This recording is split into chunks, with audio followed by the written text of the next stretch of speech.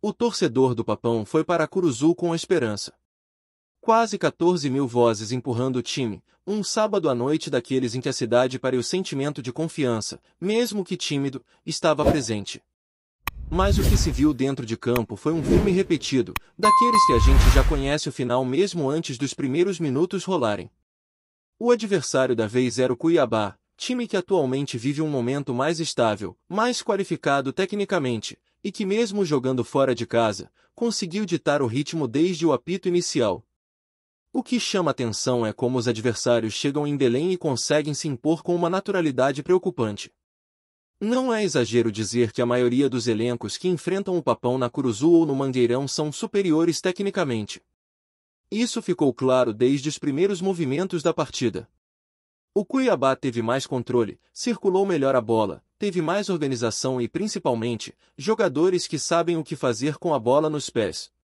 A diferença de qualidade salta aos olhos, infelizmente, não é de hoje. O gol do Cuiabá, marcado por Alejandro Martínez, aos 31 minutos do primeiro tempo, foi daqueles lances que a gente vê e pensa, esse cara é diferente.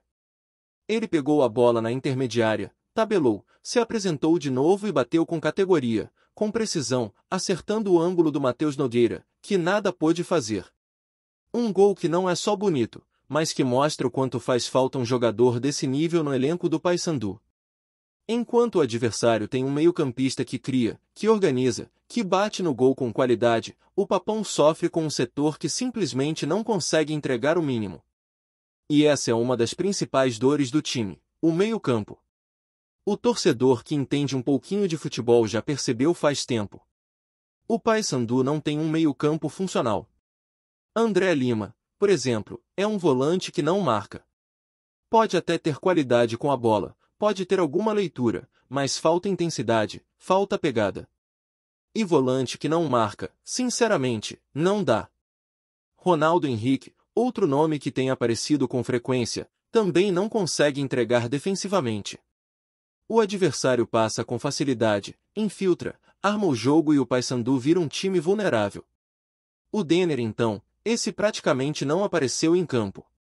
Não produziu, não ajudou, e saiu vaiado, sem deixar saudade. Quando você tem um meio-campo que não marca, que não cria, que não organiza, tudo se torna mais difícil. O ataque vira uma loteria.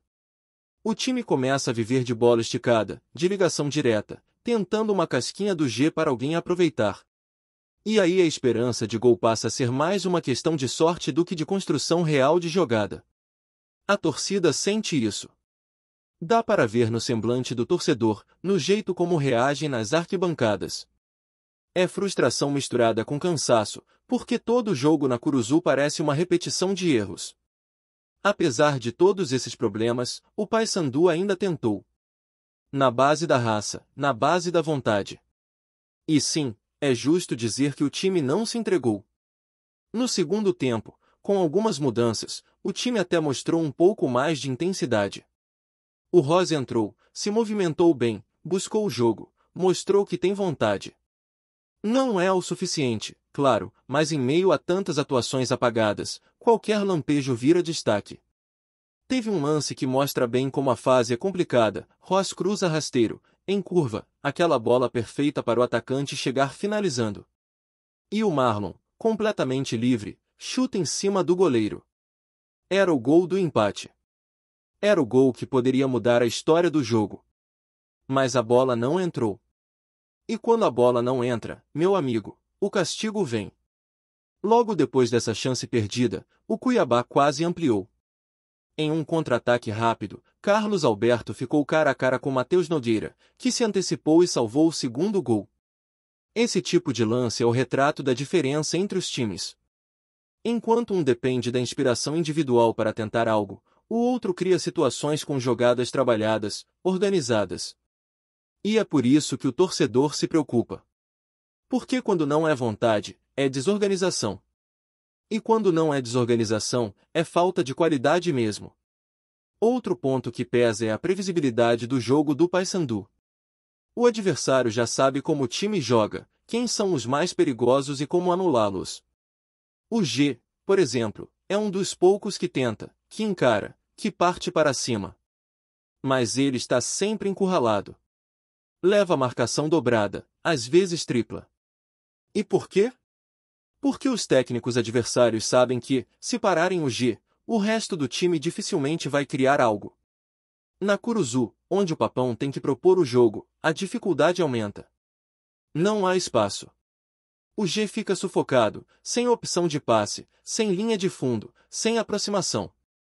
E aí fica difícil até para ele, que é o mais esforçado em campo. Do outro lado, o adversário toca a bola, prende o jogo quando precisa, quebra o ritmo, esfria a partida. O tempo passa, a ansiedade cresce e a desorganização toma conta. Ainda assim, aos 42 minutos, veio o lance que salvou a noite. Uma cobrança de escanteio, confusão na área e a bola sobra para Carlos Eduardo, que é derrubado. Pênalti.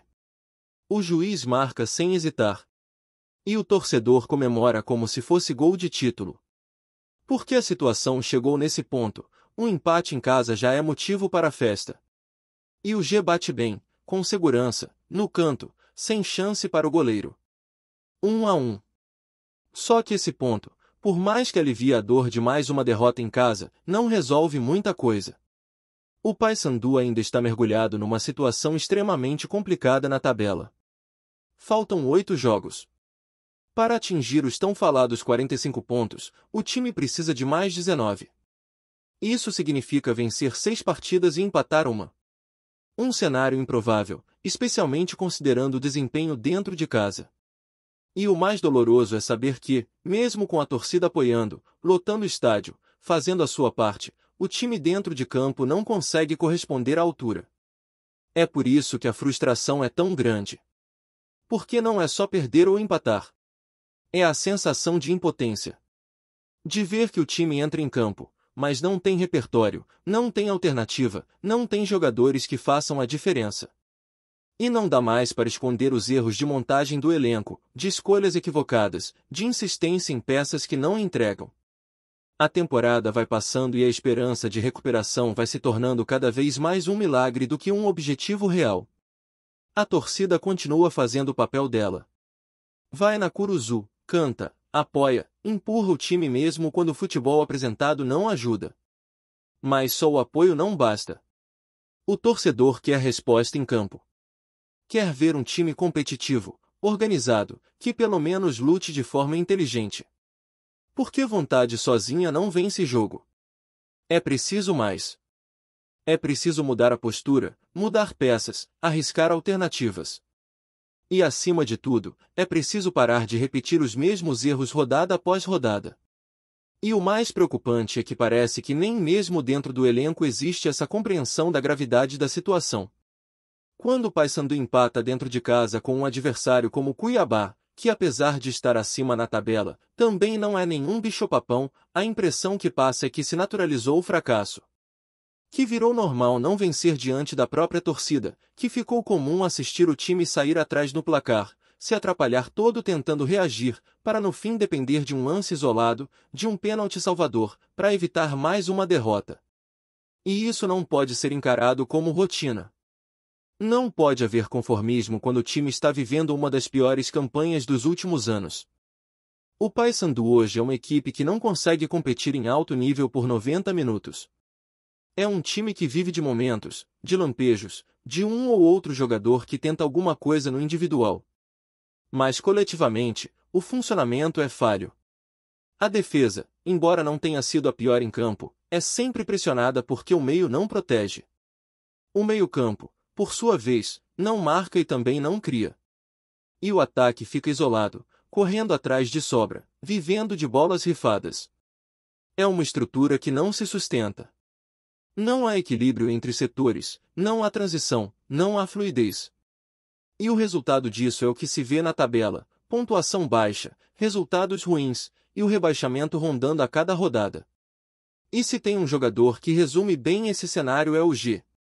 Dá pra ver que ele tenta. Ele briga, corre, volta pra marcar, parte pra cima. Mas está sempre cercado. São 2, 3 adversários em cima dele, e ninguém se aproxima. Ninguém encosta para fazer uma tabela, ninguém aparece nas costas da defesa adversária. O G fica com a bola nos pés, mas sem opção. E o treinador adversário sabe disso. É só encurralar ele que o Paysandu perde qualquer capacidade de criação. Isso mostra o tamanho da dependência que o time tem de um único jogador. E quando a única válvula de escape é neutralizada, o time simplesmente trava. O mesmo vale para o Ross. Quando entrou, mostrou disposição. Partiu para cima, tentou jogadas, tentou acelerar o jogo. Mas do que adianta essa vontade se o resto do time está perdido? Futebol não se joga sozinho. E ele ficou preso demais do lado direito, sem buscar novas alternativas. Nem ele, nem o treinador tentaram inverter o posicionamento, tentaram uma troca de lado com o G para confundir a marcação. Faltou ousadia, faltou leitura de jogo. Faltou, principalmente, comando. E aí, mesmo com um jogador querendo mudar o cenário, tudo acaba sendo engolido pelo desorganizado coletivo. E aí a gente chega naquele ponto inevitável: o que fazer? O que ainda dá para buscar numa reta final tão apertada? Faltam apenas 8 jogos. E mesmo que, matematicamente, ainda exista a chance, é impossível ignorar que o nível de desempenho precisa subir drasticamente para isso acontecer. Não é exagero dizer que o Paysandu precisaria se transformar em outro time. Um time que hoje ele não mostra ter condições de ser. Porque não adianta fazer contas, projetar vitórias, se dentro de campo o time não mostra força para vencer sequer em casa. O que pesa ainda mais é a falta de variação tática. O Paysandu joga sempre da mesma forma. Marca mal, sai com pouca qualidade, tenta acelerar no desespero, cruza a bola na área de qualquer jeito, e aposta no erro do adversário. Não existe jogada ensaiada, não existe infiltração trabalhada, não existe aproximação entre meio e ataque. Parece um time desconectado. E os adversários já entenderam isso. É por isso que todo mundo chega aqui e joga com tranquilidade. Porque sabem que o Paysandu vai se perder em si mesmo. O adversário não precisa nem ser brilhante. Basta ser organizado, que já é suficiente para dominar o jogo. E quando se observa os números, a situação é ainda mais alarmante. 26 pontos conquistados até aqui. Para chegar nos 45 que, em teoria, livrariam o time do rebaixamento, seriam necessários mais 19. Isso significa vencer 6 dos próximos 8 jogos, além de um empate. Ou seja, praticamente uma campanha de campeão na reta final. Só que o time que está em campo hoje não dá nenhuma pista de que pode atingir esse nível. E o problema não é só técnico. É psicológico também. Porque toda vez que o time sai atrás no placar, desmorona. Perde o rumo, se lança no ataque de forma atabalhoada, e vira presa fácil para qualquer adversário mais frio. Outro ponto que chama atenção é o tempo de reação do treinador nas partidas. As substituições demoram a acontecer. O Denner, por exemplo, foi mantido por tempo demais em campo. Já estava nítido que não estava rendendo. E isso faz diferença. Quando o técnico demora a mexer, passa um sinal para o adversário de que está satisfeito, que não vai arriscar, que vai esperar o jogo cair no colo. E não é assim que se vence. Ainda mais numa situação tão delicada. É preciso ser mais ousado, mais proativo. Tentar algo novo. Porque o que tem sido feito até agora não está funcionando. O torcedor sabe disso. E por mais que siga apoiando, ele também cobra. Vai ao estádio, canta, empurra, mas quer ver entrega. E não é só correr atrás da bola. É jogar com inteligência, com aplicação tática. O torcedor quer ver um time que se reinvente dentro do jogo, que busque alternativas quando o plano inicial não dá certo. Mas o que se vê é sempre o mesmo roteiro: primeiro tempo apático, adversário se impõe, Paysandu sai atrás, e depois tenta correr atrás do prejuízo sem organização. Essa previsibilidade está matando o time. O empate com o Cuiabá foi o retrato disso tudo. Um jogo em que o adversário começou melhor, fez o gol, administrou o resultado, perdeu chances de ampliar, e viu o Paysandu empatar num pênalti nos minutos finais. Não foi um ponto conquistado. Foi uma derrota evitada. E quando se chega ao ponto de comemorar empate dentro de casa como se fosse um alívio, é sinal de que algo está muito errado. A festa do gol de pênalti não foi por comemoração real. Foi desabafo. Foi uma reação de quem já está emocionalmente esgotado de ver o time tropeçar em casa jogo após jogo. Gostou da informação? Deixe seu like, compartilhe com os amigos e comente sua opinião sobre o que está rolando no esporte. Quer saber mais sobre seu time favorito? Continue acompanhando o Nordeste Sport News. Um verdadeiro terremoto abalou o futebol brasileiro nas últimas horas. Fontes internas da Confederação Brasileira de Futebol, CBF, confirmaram que a partida entre Paysandu e Cuiabá, que vinha sendo comentada por torcedores e analistas esportivos, foi oficialmente anulada.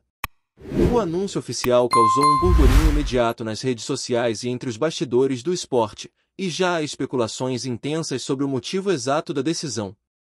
Embora a entidade não tenha detalhado publicamente todos os elementos que levaram à anulação, circulam rumores de que problemas relacionados à arbitragem, documentação de atletas ou irregularidades na escalação poderiam estar envolvidos.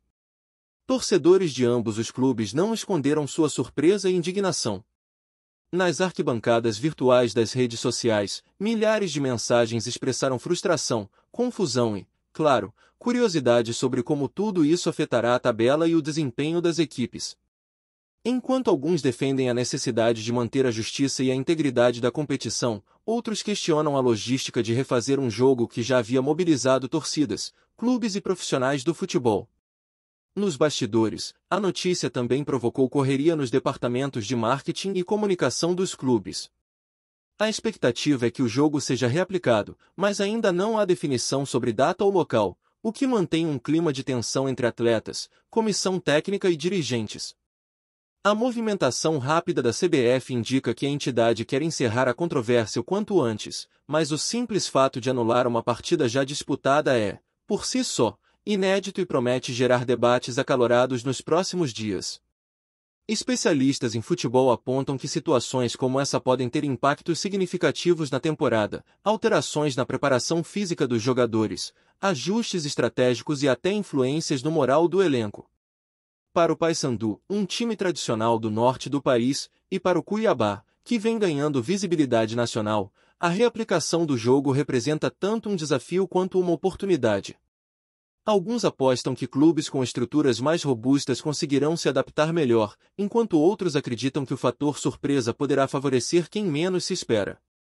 Enquanto isso, torcedores se dividem entre críticas à CBF e ansiedade pelo reencontro dos times em campo.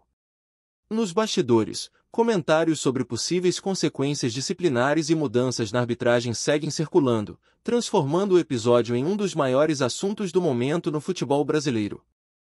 A expectativa é que, nos próximos dias, novas informações surjam, mas uma coisa já está clara: a partida entre Paysandu e Cuiabá entrou para a história como uma das mais polêmicas dos últimos tempos.